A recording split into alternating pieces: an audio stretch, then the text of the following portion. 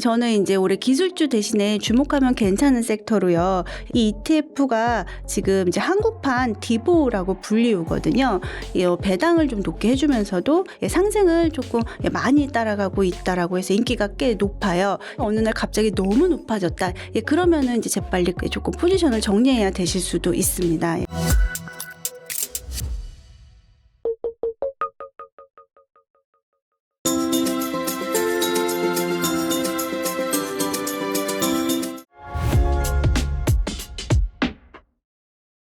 안녕하세요. 저는 건강한 투자를 가이드하는 머니부티크 김정란 유튜브 채널을 운영하고 있는 김정란이라고 합니다. 제 채널에서는 이제 월배당 ETF와 관련된 이야기를 주로 드리고 있는데요. 우리가 이제 월배당 ETF에 투자하기 위해서는 이제 경제도 알아야 되고, 그 월배당이 어떻게 나오는지 구조도 알아야 되고, 또 그에 따르는 각종 비용인 세금하고 건강보험료 부분도 좀 잘 알아야 됩니다. 그래서 이제 이러한 이야기를 제 채널을 통해서 소개를 해드리고 있습니다. 네, 맞습니다. 지금 이제 트럼프하고 연준 의장의 그 대립각이 계속되고 있는데요. 트럼프 이제 대통령이 연준 의장한테 소환장을 보내기도 하고, 파월이 바로 이제 불쾌감을 드러내면서 이렇게 영상을 올리기도 했죠. 그러면서 이제 트럼프 대통령이 한 발 물러난 것처럼 보이긴 했는데요. 트럼프 대통령은 여전히 지금 금리 인하를 연준에 요구를 하고 있어요. 그리고 연준 의장이 이제 곧 지명될 건데요. 그 지명될 연준 의장은 이제 트럼프 측근으로 임명이 될 가능성이 조금 있죠. 그래서 지금 이렇게 금리 인하가 이렇게 지속이 되면은 증시가 이렇게 상승하기에 우호적인 환경이 맞거든요. 또 그리고 이제 작년 말에 연준에서 QT를 종료를 했잖아요. 그러면서 올해 유동성이 이제 시중에 공급될 걸로 보고 있고요. 그리고 이제 작년 말에 그 연준이 QT를 종료를 했어요. 그러면서 이제 올해 시중에 유동성이 조금 공급이 되고 있고, 또 TJ 잔고도 줄어들고 있어서 올해는 이제 시중의 유동성이 계속 공급이 될 것 같아요. 그러면은 이제 금리도 내려가고 또 시중의 유동성이 공급이 되면은 증시가 이렇게 오르기에 우호적인 환경이 맞거든요.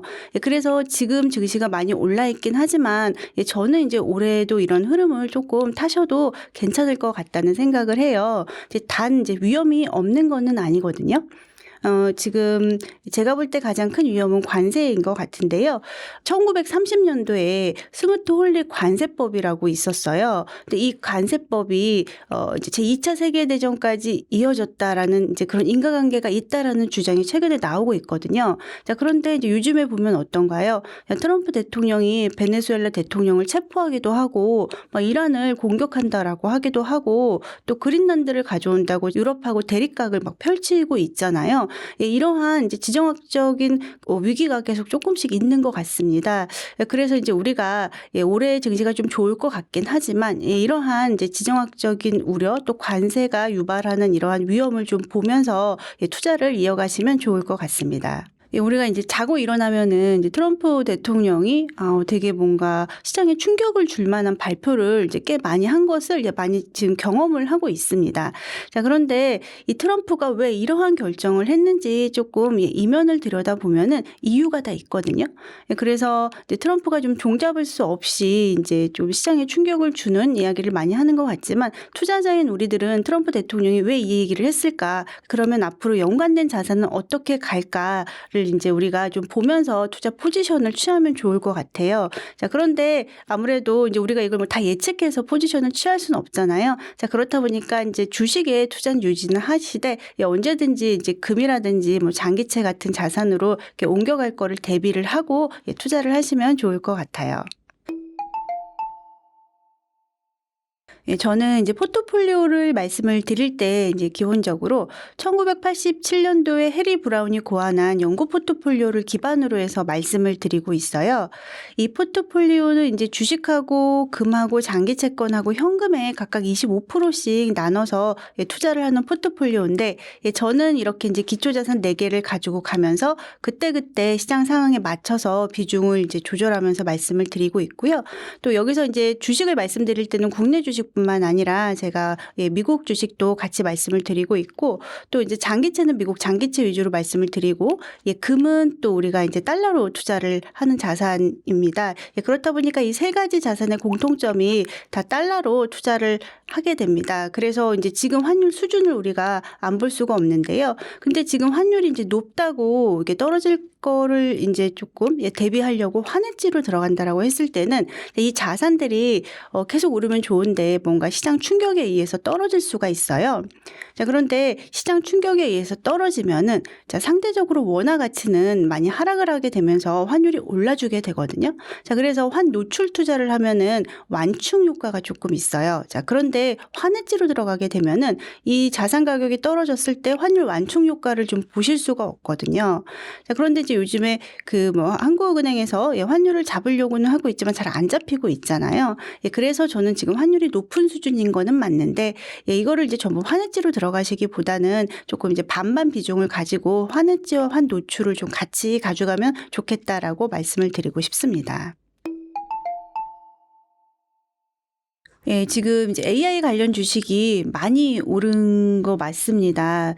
그런데 이제 저는요, 그 AI의 최종 목표, 최종 지향점이 피지컬 AI, 즉 로봇이라고 생각을 하거든요. 저는 이제 가정부 로봇이 나오면은 하나 구입을 할 것 같아요. 자, 그런데 이 가정부 로봇이 이제 제 집에 들어와서 빨래도 잘 개고 설거지도 하고 청소도 잘하려면은 이 두뇌의 지능 학습이 많이 되어야 되잖아요. 그래서 이제 지금 이 로봇이 우리 실생활에 들어와서 실수 없이 이 맡은 임무를 하기 위해서 이 학습을 많이 시켜야 되는 게 지금 대세적인 의견입니다. 그래서 이제 전력이라든지 그런 이제 원자력 쪽에 지금 투자가 많이 이루어지고 있는 거죠. 자, 그래서 제가 말씀드리고 싶은 것은 우리가 이제 올해도 AI 투자는 이어가도 좋을 것 같은데 조금 선별해서 AI 투자는 이어가면 좋을 것 같아요. AI 산업이 바라보는 지향점이 같이 갈 수 있는 쪽에는 투자를 하는 거고요. 이 AI 산업이 조금 죽이는 시장도 있잖아요. 이제 사양되는 시장은 투자를 하지 않는 방법으로 좀 AI 투자를 똑똑하게 이어가시면 좋을 것 같고요. 저는 이제 올해 기술주 대신에 주목하면 괜찮은 섹터로요. 금융주하고 산업재 쪽 섹터를 조금 보고 있습니다. 그래서 금융주하고 산업재 쪽에 이제 초점을 맞춰서 또 마침 여러 가지 ETF들이 출시가 되고 있고요. 또 이제 저는 이제 월배당 ETF를 또 주로 말씀드리는 만큼 또 월배당과 관련된 ETF를 소개를 해드리면 코덱스 미국 배당 커버드 콜 액티브 ETF를 좀 소개를 해드릴 수 있을 것 같아요. 이 ETF에 투자를 하시면 이제 AI가 아닌 다른 쪽에도 조금 분산 투자하는 효과를 가져가실 수 있을 것 같고 이 ETF가 지금 이제 한국판 디보라고 불리우거든요. 미국의 디보 ETF가 꽤 큰 인기를 끌고 있는데 그 이유가 배당을 좀 높게 해주면서도 이 커버드 콜 전략을 써서 배당을 하면 상승을 좀 못 따라가는데 상승을 조금 많이 따라가고 있다라고 해서 인기가 꽤 높아요. 그래서 이제 지금 한국판 디보로 해서 코덱스 미국 배당 커버드 콜 액티브 ETF가 나와 있는데 이 ETF도 한번 관심을 가져보시면 좋을 것 같아요. 금값은요, 2023년도에 연준이 이제 금리 인상을 중단한 이후에 지금 계속 오르고 있거든요. 2023년도에 금값이 1온스당 2,000달러였는데요. 자, 지금 이제 현재 2026년 2월 선물을 기준으로 했을 때 지금 거의 5,000달러 코앞까지 와 있습니다. 금은요, 과거에 화폐였잖아요. 그렇다 보니까 금이 움직이는 요인에는요, 이제 기준금리하고요, 달러하고 물가가 영향을 미치고 있거든요. 자, 예를 들어서 이제 금값은 달러로 표시가 되잖아요. 1온스당 몇 달러 이렇게 표시가 돼요. 그렇다 보니까는 이제 달러와 반대로 움직이게 되는 거죠. 달러 가치가 이제 올라가면 금값은 떨어지고 달러 가치가 떨어지면 금값은 올라가는 구조를 가지고 있어요.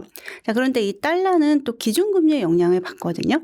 그래서 이제 기준금리가 떨어지면 돈의 가격이 떨어진 거잖아요. 그러면서 이제 달러 가치가 하락을 합니다. 그러면 저 반대편에 있는 금값은 올라가게 되겠죠. 반대로 이제 금리가 올라가게 되면 달러 가치가 올라가면서 금 가격은 떨어지게 됩니다. 그리고 또 금가격은 물가의 영향도 받는데요. 인플레이션 해지 자산이라고 하잖아요.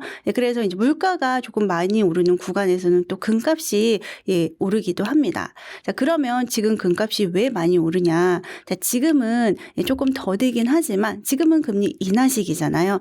그러니까 금이 상승하기에 우호적인 환경이 되는 겁니다. 자, 그리고 지금 물가가 조금 낮기는 하지만 그래도 아직 연준이 목표로 하는 2% 아래로 안 내려오고 있어요. 물가가 살짝 높은 편이긴 하거든요. 이러한 환경 또한 금 가격이 오르기에 조금 괜찮은 환경이고요.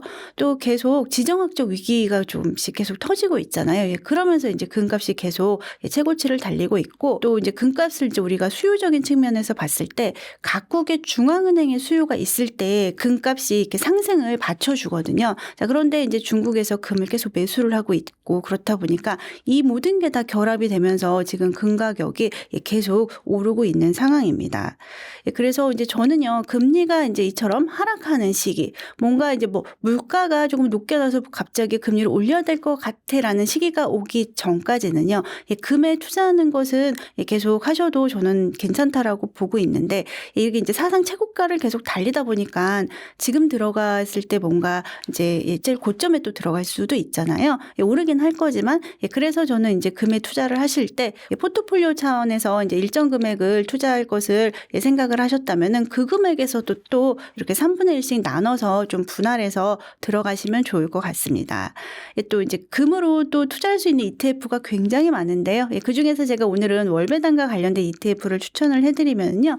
이제 금을 기초 자산으로 해서 커버드콜 전략을 써서 월배당을 해주는 또 ETF가 있습니다. 그래서 그런 ETF도 좀 관심을 가져보시면 좋을 것 같습니다.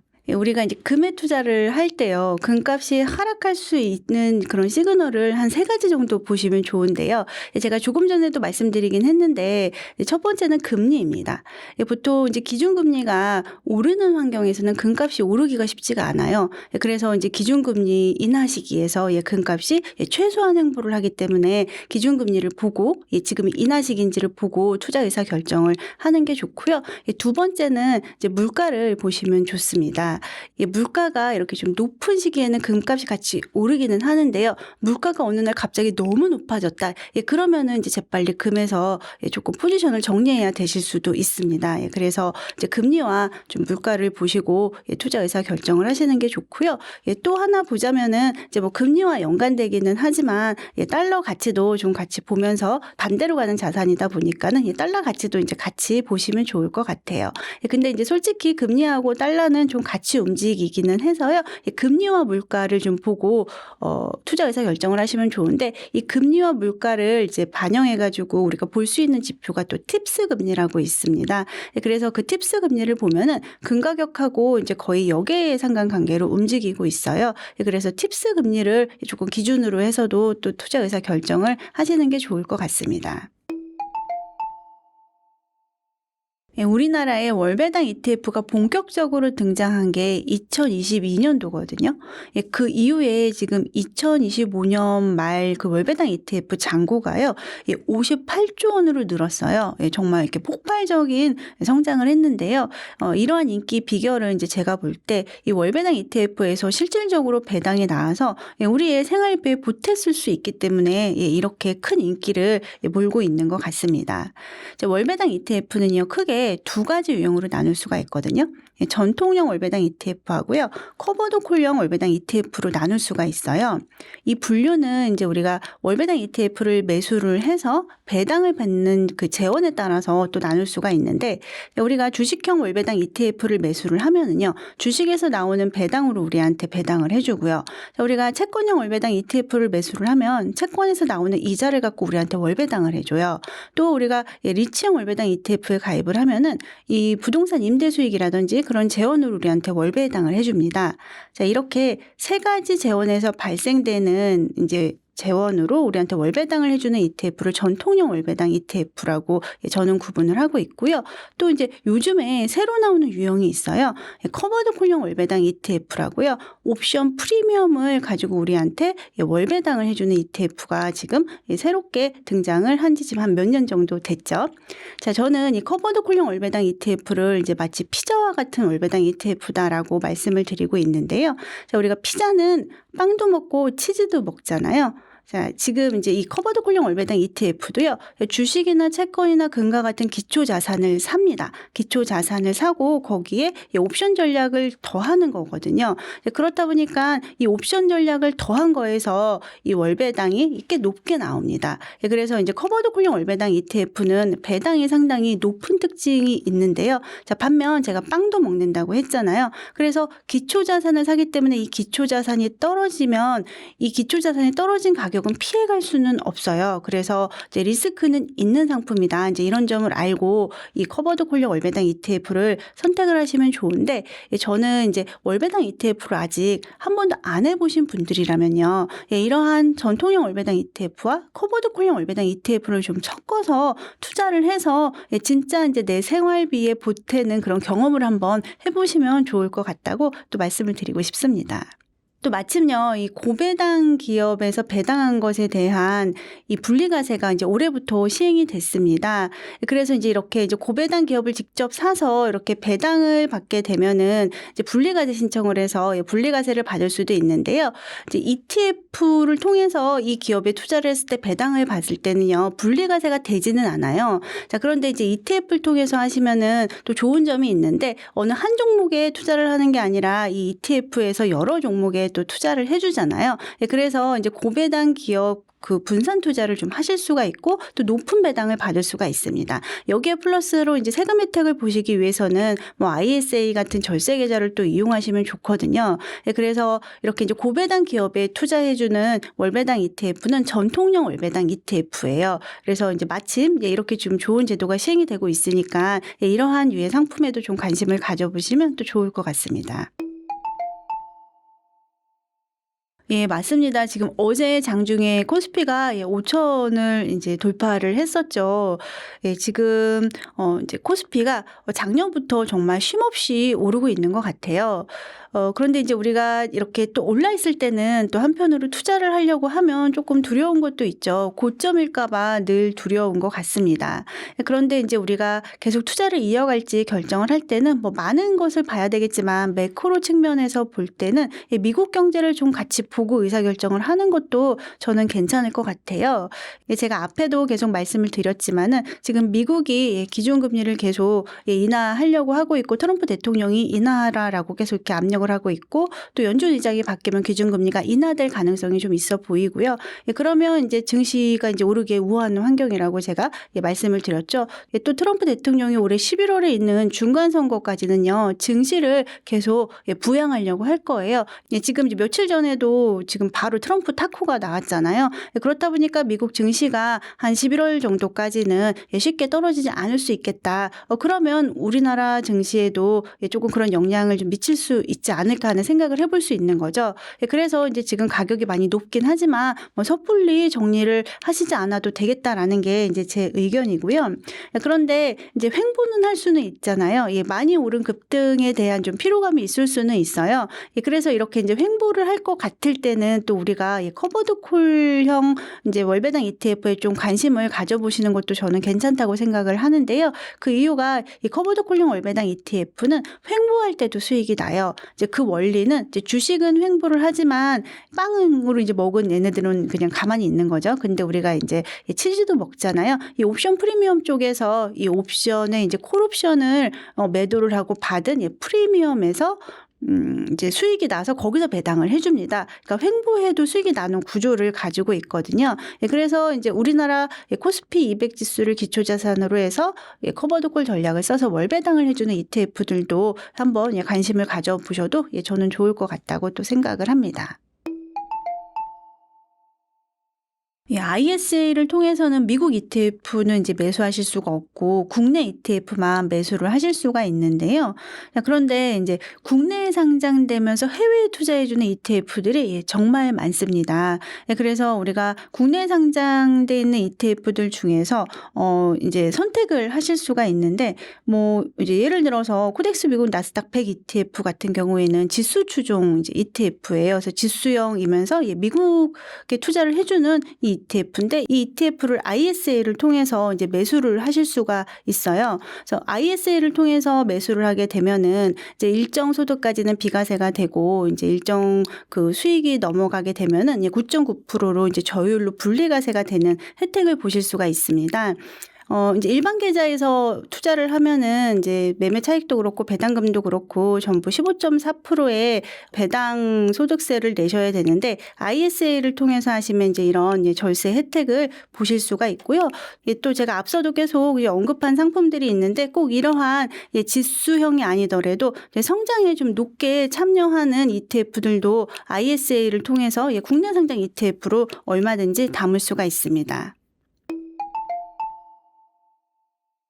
배당을 받는 순간에는 이제 굉장히 좋은데요. 이 배당을 받고 나면은 따라오는 비용들이 있어요. 바로 이제 세금하고 건강보험료인데요. 우리가 이 세금하고 건강보험료를 아끼려면은 두 가지 방법이 있어요. 이제 배당을 받을 때 ISA를 통해서 받거나 아니면은 비과세되는 자산에 투자해가지고 배당을 받는 방법이 있어요. 자, 그런데 이 방법은 ISA 같은 경우에는 이제 한도가 크지가 않죠. 연간 2천만 원이다 보니까 이제 많은 돈을 이제 넣어서 우리가 절세를 하기 힘들고요. 또 비과세를 해주는 자산에 이제 우리가 투자를 해서 배당을 받으면 좋은데 이 비과세가 되는 자산이 또 국내 주식을 기초자산으로 해서 옵션 전략을 써서 우리한테 배당을 해주는 커버드 콜형으로 한정이 돼 있어요.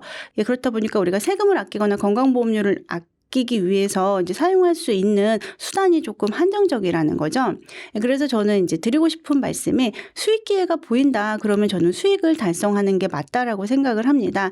미리 세금하고 증가될 건강보험료를 계산을 해서 투자를 하는 거죠. 자, 그런데 이제 어떨 때 조금 이제 우리가 당황스럽냐면은 미리 계산을 못했어요. 이만큼 증가가 될 거다라는 것을 생각하지 못했는데 갑작스럽게 뭐 건강보험료 고지서가 날라온다든지 그럴 때는 조금 당황스러우실 수가 있어요.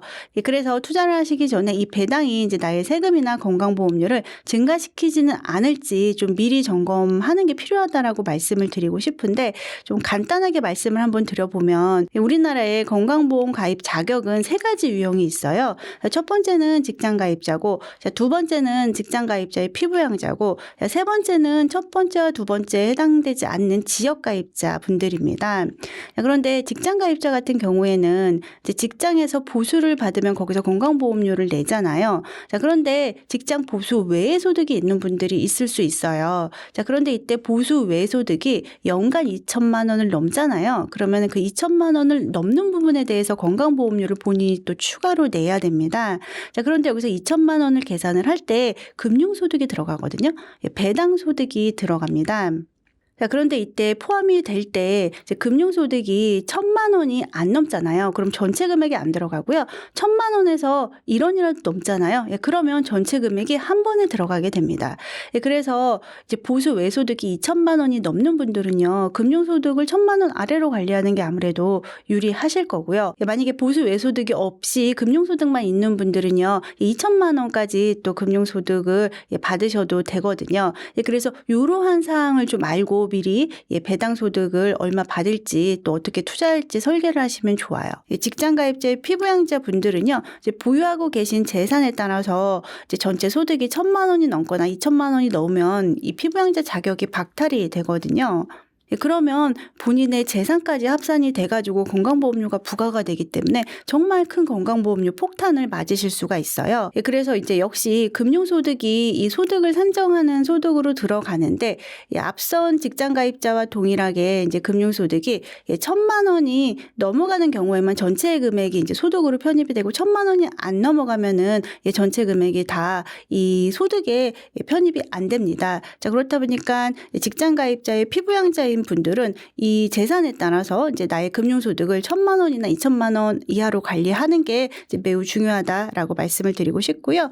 또 이제 세 번째가 지역가입자인데 지역가입자는 세대주와 세대원의 소득과 재산을 모두 합산해가지고 건강보험료가 세대주에게 부과가 됩니다. 자, 이때 세대원의 소득을 다 합산할 때요. 자, 금융소득이 다 또 소득으로 들어가는데 이때도 역시 마찬가지로 1,000만 원이 안 넘어가면 전체 금액이 소득으로 안 들어갑니다. 그러니까 관리할 수 있다면은 금융소득이 뭐 이제 1,000만 원 언저리에 있는 분들은요. 아무래도 1,000만 원 아래로 유지하시는 게 훨씬 유리하실 겁니다. 그래서 우리가 이제 월배당 ETF에 가입을 해서 배당을 받을 때는요.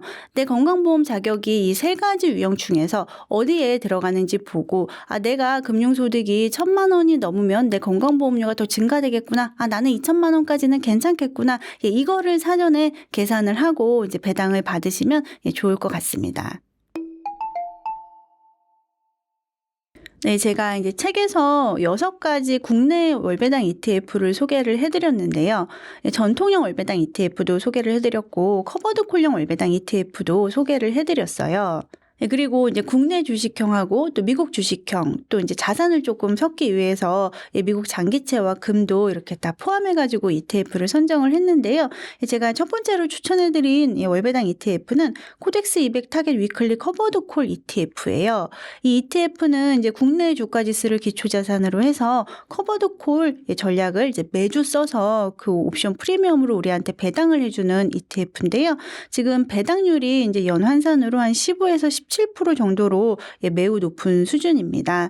상승 참여도 이제 꽤 많이 따라가 주고 있고요.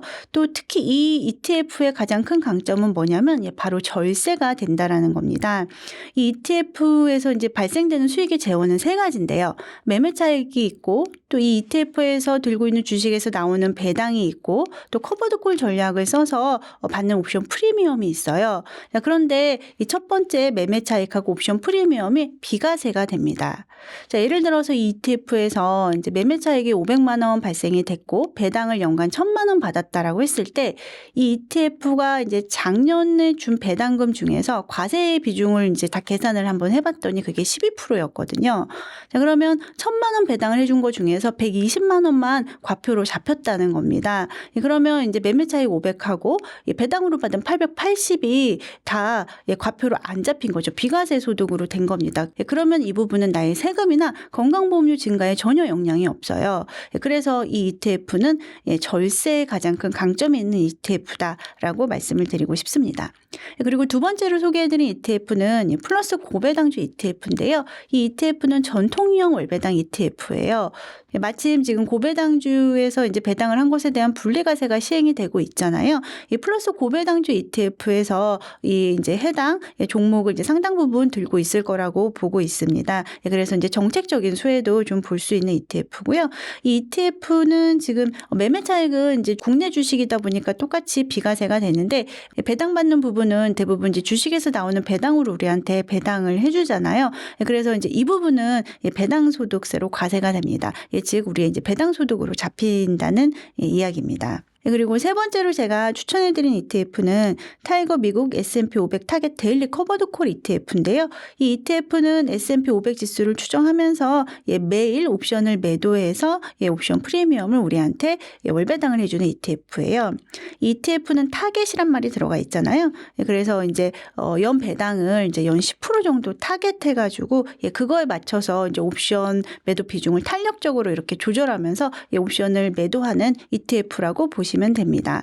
상승 참여는 최근에 한번 데이터로 보면 한 90% 정도까지는 참여를 해주고 있는 것 같아요.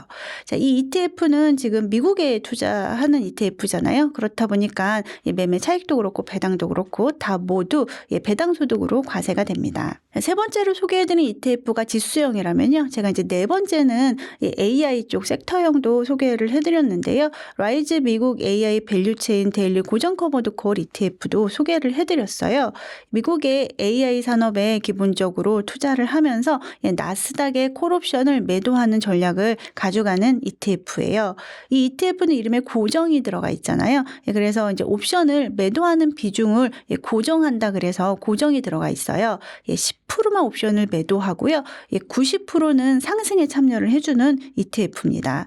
자, 이 ETF는 이제 매일 옵션을 팔아서 그런지 그 배당도 상당히 높은 편인데요. 연으로 한 15에서 17% 정도의 월 배당을 하고 있는 ETF입니다. 아까도 제가 잠깐 언급을 했는데 지금 이제 AI 쪽이 워낙 큰 성장세가 있었기 때문에 이 ETF는 배당도 높고 지금 이제 가격 차익도 상당히 높게 달성이 되어 있는데요. 자, 이렇게 이제 높게 달성이 되어 있는 만큼 시장이 이제 혹시라도 충격이 있어서 흔들릴 때는 또 이렇게 낙폭이 조금 더 다른 ETF 대비 클 수도 있다라는 점을 알고 또 선택을 하시면 좋을 것 같습니다. 자, 이 ETF 역시 이제 미국에 투자해주는 ETF다 보니까요. 매매 차익하고 배당금에 대해서 다 배당 소득세로 과세가 됩니다. 그리고 또 제가 포트폴리오 방어 차원에서 미국의 장기 국채에 투자하는 ETF도 소개를 했는데요.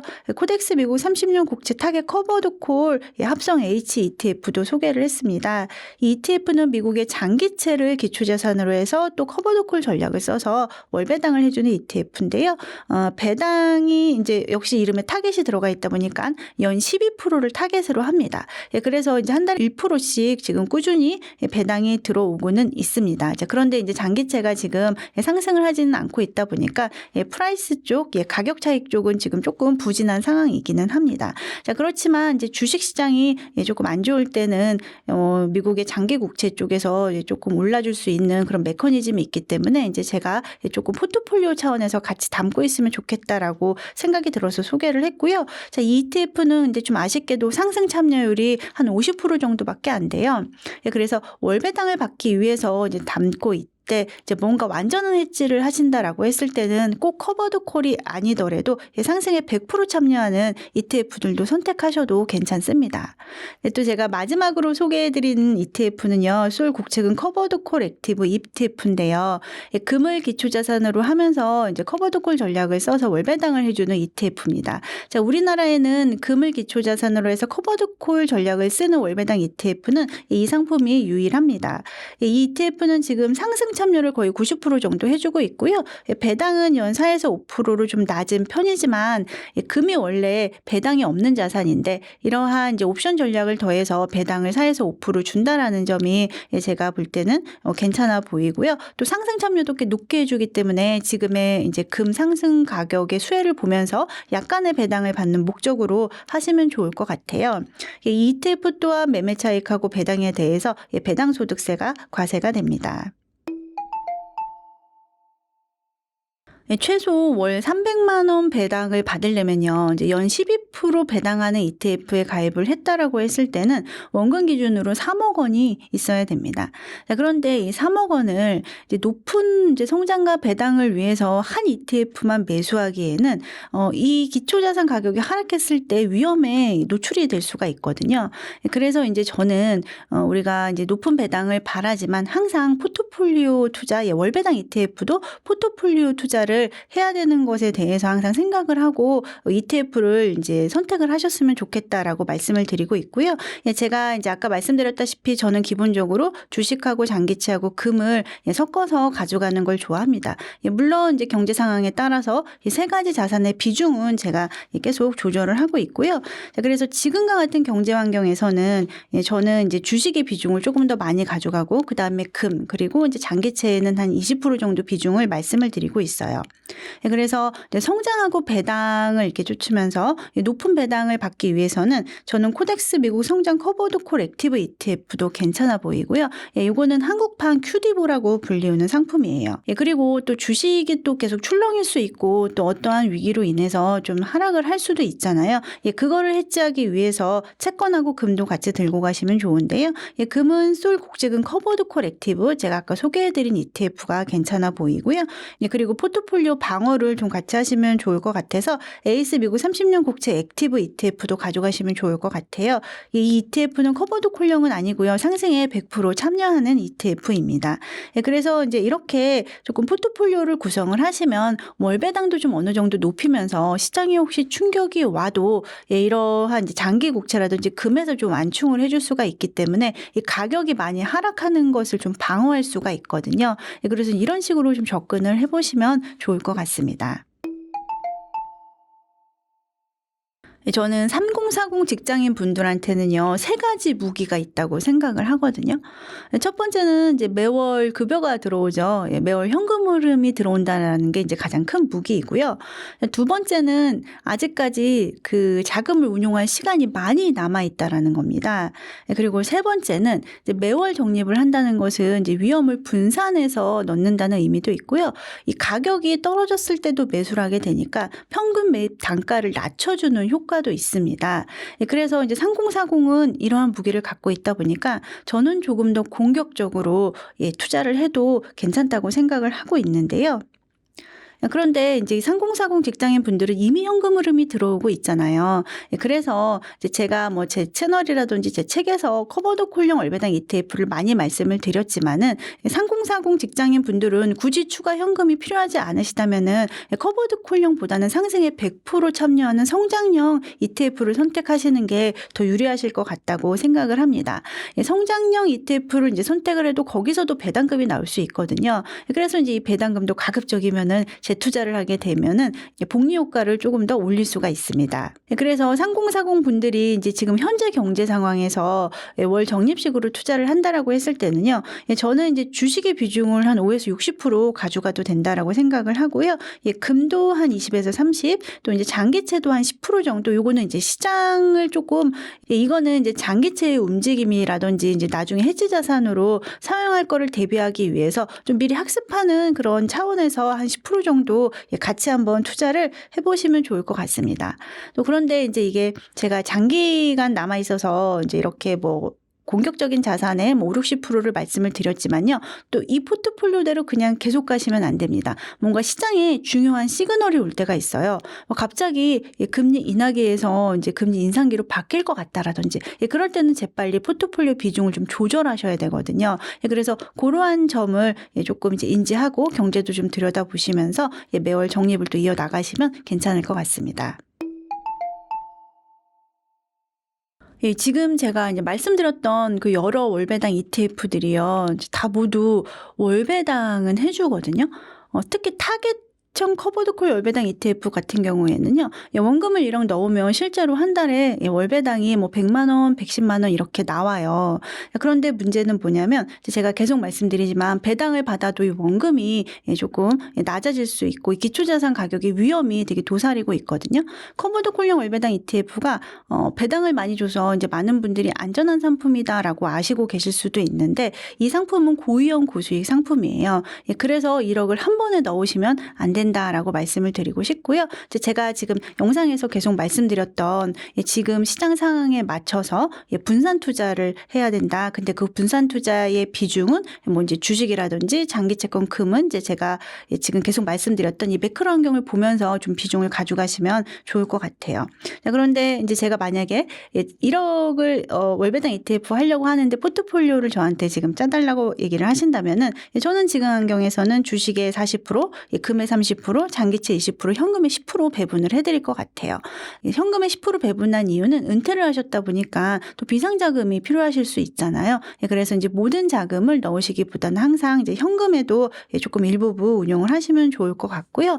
또 운용을 하실 때 일반 계좌만 다 이용하지 마시고 ISA 계좌도 좀 이용을 하시면 좋다라고 말씀을 드리고 싶어요.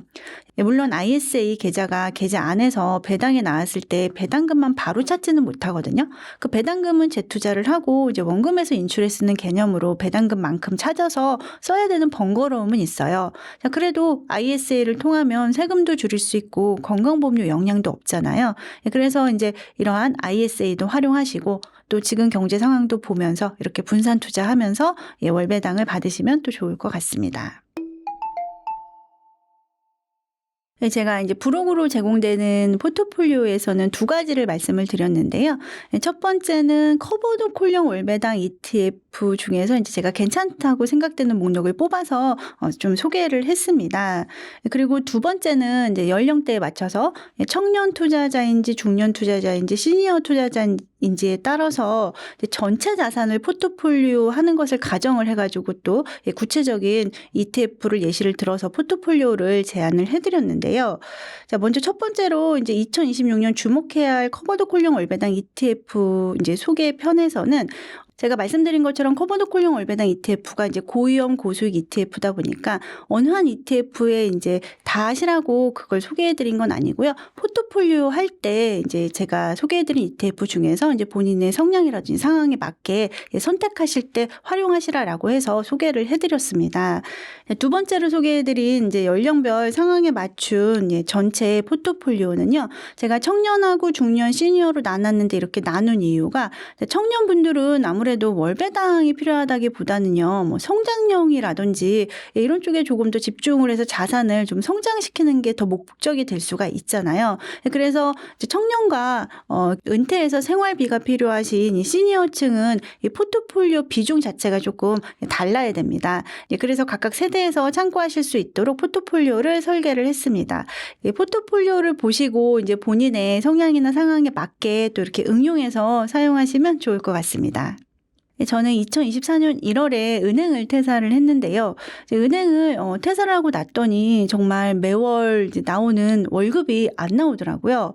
그래서 이제 제가 월급이 안 나오는 거에 대한 이제 월급에 대한 중요성을 이제 그때 좀 많이 느꼈고요. 그래서 제가 이제 돈 정리를 다 해서 월배당 ETF에 가입을 했습니다. 그 월배당 ETF에 가입을 해서 나온 배당금이 실제 제 삶에 많은 도움이 됐고요. 그런 내용을 이제 제 채널을 통해서 우리 구독자분들께 알려드렸더니 구독자분들도 많이 좋아하시더라고요. 그래서 이제 그 이후에 월배당 ETF에 투자하면서 아셔야 되는 뭐 매크로라든지 지금 이제 시장 상황, 경제 상황이라든지 또 이 월배당 ETF가 나오는 구조라든지 또 이 월배당 ETF로 인해서 우리가 추가로 부담해야 되는 이 세금들이라든지 이제 이런 거에 대해서 조금 더 구체적으로 말씀을 드렸더니 많은 분들이 또 도움이 된다라고 댓글을 달으셔서 제가 이제 이렇게 한 편 한 편 찍어서 올리는 것보다 책으로 출간하면 더 좋겠다라고 생각을 해서 또 이번에 책을 쓰게 됐습니다. 제 책은 이제 월배당 ETF에 투자하면서 필요한 이제 모든 지식을 제가 전부 담으려고 노력을 했고요. 또 ETF에 처음 투자하시는 분들도 쉽게 접하실 수 있도록 집필을 했어요.